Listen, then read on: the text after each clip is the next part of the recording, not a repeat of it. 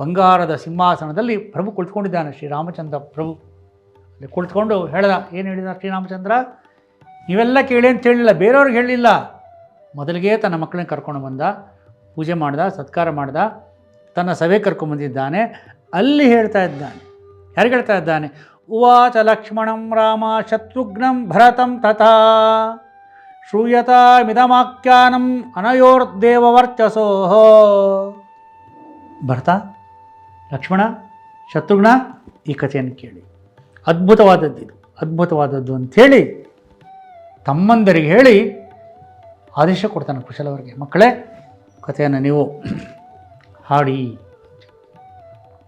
ಈ ಕಲ್ಪನೆ ಮಾಡ್ಕೊಳ್ಳಿ, ಇನ್ನೂ ಸ್ಪಷ್ಟವಾಗಿ ಕಲ್ಪನೆ ಮಾಡ್ಕೊಳ್ಳಿ. ಅಯೋಧ್ಯೆಯಲ್ಲಿ ಇದ್ದೀರಾ ನೀವೆಲ್ಲರೂ ಕೂಡ, ರಾಮನ ಸಭೆಯಲ್ಲಿದ್ದೀವಿ, ರಾಮ ಸಿಂಹಾಸನದ ಮೇಲೆ ಕುಳಿತುಕೊಂಡಿದ್ದಾನೆ, ಕುಶಲವರು ಹಾಡ್ತಾ ಇದ್ದಾರೆ, ಭರತ, ಲಕ್ಷ್ಮಣ, ಶತ್ರುಘ್ನ ಮತ್ತು ಎಲ್ಲರೂ ನಾವೆಲ್ಲರೂ ಕೂಡ ಅಲ್ಲಿದ್ದೀವಿ. ಕಲ್ಪನೆ ಮಾಡಿಕೊಳ್ಳಿ. ಮಕ್ಕಳು ರಾಮಾಯಣವನ್ನು ಹಾಡಲಿಕ್ಕೆ ಪ್ರಾರಂಭವನ್ನು ಮಾಡಿದರು.